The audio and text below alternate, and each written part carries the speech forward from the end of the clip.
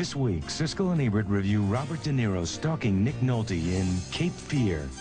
A mailroom clerk hustles his way up the corporate ladder in Strictly Business. And two kids wish for a happy family in All I Want for Christmas.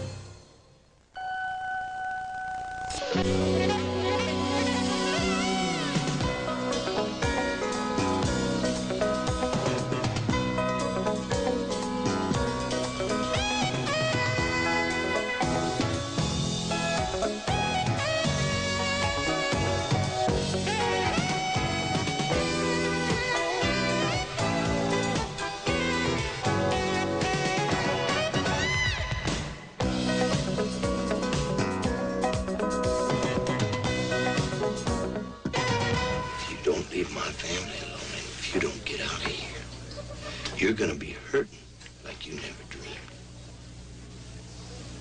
Could you repeat that? Defense attorney Nick Nolte is plagued by a criminal, Robert De Niro, who feels Nolte betrayed him in Martin Scorsese's remake of Cape Fear. One of 5 new movies we'll be reviewing this week on Siskel and Ebert.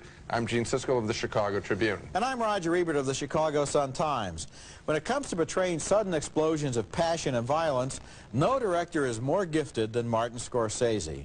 And his new movie, Cape Fear, is a terrifying tragedy about an ex-convict who wants vengeance from the attorney he believes is responsible for a 14-year prison sentence. Robert De Niro stars as the ex-con who has returned after his prison term to intimidate and terrorize the family of Nick Nolte.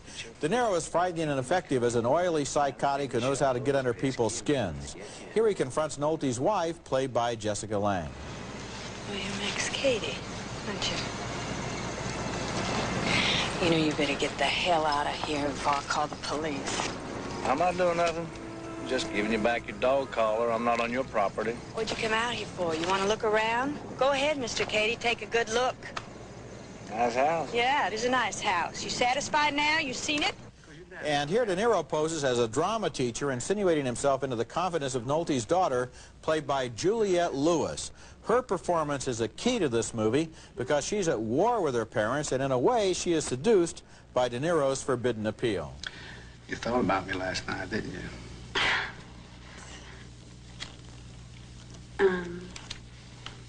Yes, I did. Do you mind if I put my arm around you? No one is at peace in this family where mother, father, and daughter are all alienated from one another. Even when Nolte tries to be a good father, he's carried away by his anger. What are you laughing about? Why are you smiling? I'm asking you a question. Did he touch you? Then let that smile off your face. I'm asking you, did he touch you? Cape Fear is based on a 1962 thriller starring Robert Mitchum as the ex-con, and he appears in this one as a cop who advises Nolte to take the law into his own hands. But Scorsese has turned up the heat under that original story. He's also made it very difficult for us to identify with any of the characters. Everyone in this movie is flawed or dishonest in one way or another, including the Nick Nolte character, and the message seems to be that evil corrupts everyone who comes into contact with it. The scariest element of the film for me is De Niro's perverse charm as he persecutes this family. He is sadistic, he is evil, but like a wounded animal that cannot help its violent nature, he kind of gets under our skin.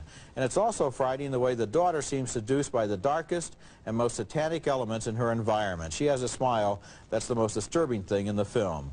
I thought the movie's final violent struggle went on too long and that De Niro's character talked too much when he should have been crazed with pain, but I think Cape Fear is a strong film, an unremitting portrait of evil in a world where good is not an option for anybody. Yeah, the weakness of the picture, I thought, was the ending, which did go on, and there were some jokes when it talks about 2 lawyers going at it and all that. I think that, that he's doing a little bit of David Lynch's kind of material, but he does it with such big stars that it doesn't play as right, it doesn't play as jokey. But for me, the picture was more about the classic Scorsese theme of a man who's a sinner trying to redeem himself, washing, as we see in the movie, washing literally the blood off of his hands. The sin, of course, of infidelity in the marriage, the sin of all kinds of mixed feelings about his wife and his daughter, and then, of course, the sinning professionally by not doing everything he should have done as a lawyer to protect this client. And for me, that was the most frightening character. Nick Nolte, a very restrained, average man kind of performance, average man kind of guy.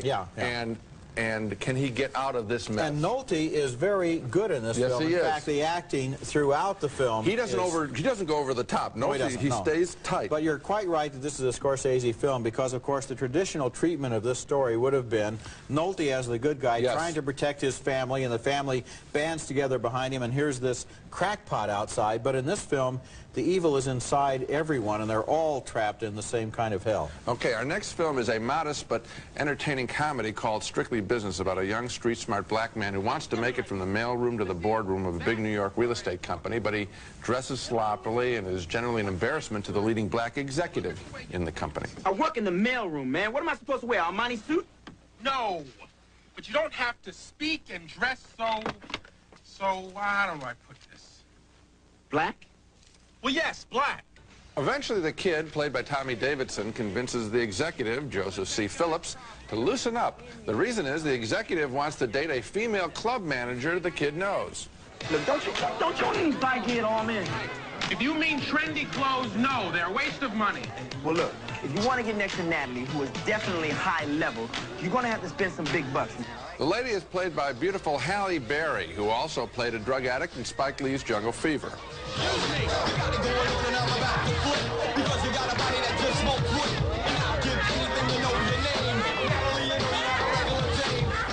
So we got a number of stories going on here. The kid trying to make it, the executive trying to make it, and the business world swirling around both of them. Strictly Business is just a cut above TV in its aspirations, but I enjoyed the way these newcomers to the movies, these actors, played out their stories. Thumbs up for me.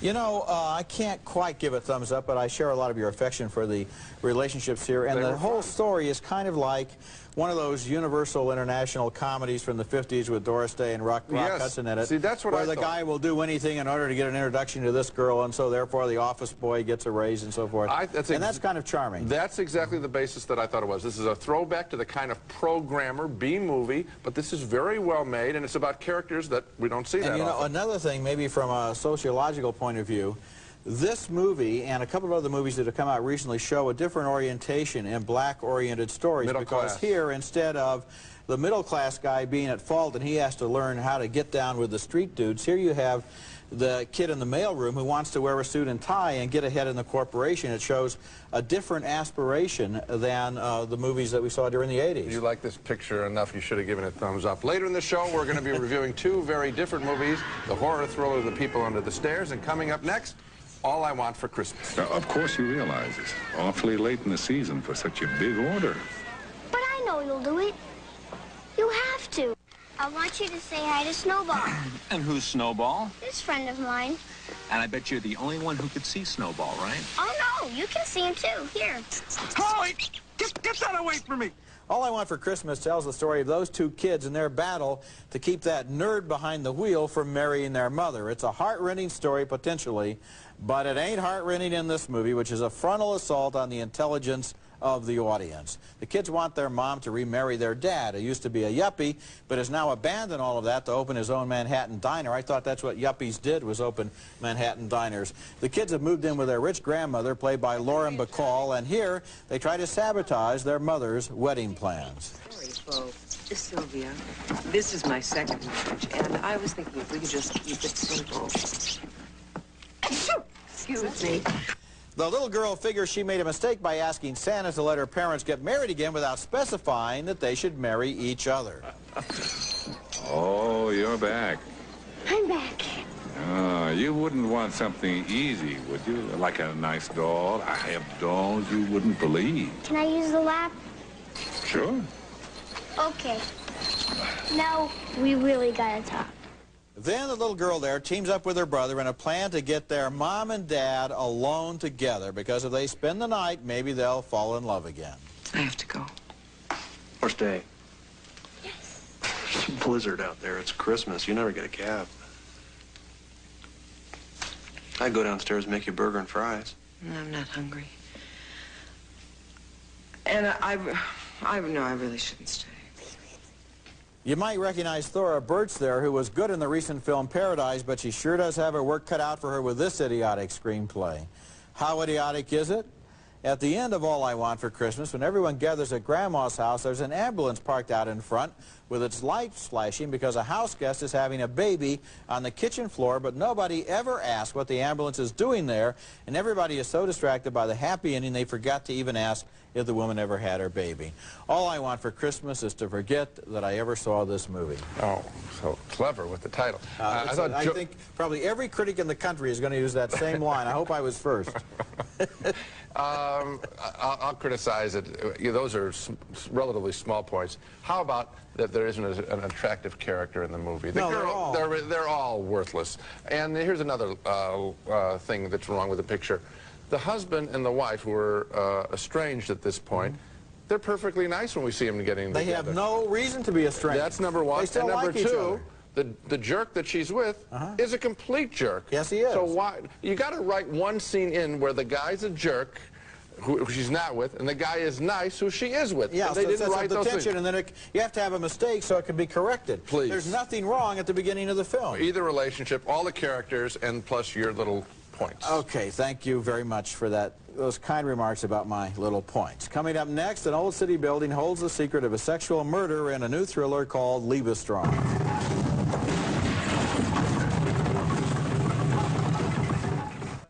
Paul, that's a cast iron building out there. I mean, it's crazy to knock it down. That's the fine young actor Kevin Anderson in the new thriller Liebestraum from the stylish, exciting English director Mike Figgis. Anderson, who played Julia Roberts' savior boyfriend in Sleeping with the Enemy, stars as an architecture preservationist in Liebestraum. He travels to a dying New England town to visit his dying mother, from whom he's been separated since birth. She's played by Kim Novak in a rare movie appearance. Do you have a cigarette? No, I don't. You don't smoke. Sometimes. He smoked 2 packs a day. They won't let me smoke yet, though. They say it's bad for my health. While he's in town, he stumbles into a former college classmate, played by Bill Pullman, now a real estate developer, about to tear down the cast iron building, which was the site years ago of a lover's quarrel and murder. Everything is done. We have dates. We have contracts. In 6 months' time, there is going to be a busy, successful shopping mall over here, the Ralston Center. The scholar is drawn to the real estate developer's wife, played seductively by Pamela Gidley. It's very kind of you. You're looking a little sad. I hope it's not too late. I don't think so. I can fix sad roses. They're very exciting together, and Mike Figgis always has exciting psychosexual relationships going on in his pictures. And in all of Mike Figgis's movies, Stormy Monday and Internal Affairs, he delves very deeply into his character's sexuality and their violent impulses, as well as the work that they do. So we learn about architecture, about the secrets of the building, about sexual tension between the characters, and the way that the sins of the fathers are passed down to the children in the film's conclusion. Figgis has also created the moody music for this picture, which plays like a highly charged sexual dream, and I got caught up in it completely. I like his work a lot. I like his work a lot too, Gene, but I didn't like this work nearly as much as his first 2 films. I wasn't so excited, for one thing, that I learned about architecture. I don't think I really did. You know what I like about that, Roger, is that at least he makes the effort to, in terms of the police work and internal affairs, and here and the club ownership. At least he writes sequences and scenes that deal with the kinds of things that people talk about. So we do learn a little bit about cast iron buildings. You didn't know all that stuff. I did know a lot more about cast iron buildings than I learned in this movie. But apart from that, the movie is all atmosphere, Gene. The plot is absolutely predictable from the beginning. Whenever you have a situation like this, you almost can guess the secret of the film, which I guessed, as I almost always do, long before anybody in the movie figured it out. All those flashbacks got to be a little bit annoying because they show you and they don't show you. It was essentially what this movie reminded me of was an inferior Dead Again. And I can't believe that you like this movie better than Dead Again, which I think is 10 times better. It's the same business of passion in the present connected to passion and murder in the past. Okay. And it's disappointing for Mike Figgis. Let me tell you why I like this picture without reviewing Dead Again. Which you might profitably do. The reason I like it is because I don't even care about the payoff in this sequence, in this film. Just like the style. I like the style, and I like the reality of these three characters in the present. What happened in the past almost isn't that even important to me. It's just an excuse to bring them together. In other words, you like this movie for reasons totally disconnected with why the director made it or why any audience would ever go to see it. You liked it without caring about the mystery, but because you learned about cast iron architecture. What I'm saying is that I said you brought up the obviousness of the mystery, and I'm saying throw out that you throw it out, and you still have fascinating characters. I don't think that's going to satisfy very many people. When we come back, Wes Craven's latest excursion into depravity, The People Under the Stairs. You know the punishment for losing silverware. I'm sure it's right here. Wes Craven, who has a great name for a director of horror films, is a filmmaker whose credits include Last House on the Left, The Hills Have Eyes, and Swamp Thing. Those are all horror movies, but there's something else, too. He always has some kind of a twist to make things more interesting. And his new movie is named The People Under the Stairs, and no matter whether you like it or not, you haven't seen anything quite like it before. The movie takes place inside a former funeral home where a young girl is held prisoner by two sadistic lunatics who call themselves mother and father, even though they're actually brother and sister. Alice has been bad. She's been feeding that thing between the walls again. No. A young boy played by Brandon Adams breaks into the house and prowls around, discovering that the basement is inhabited by a lot of weird prisoners.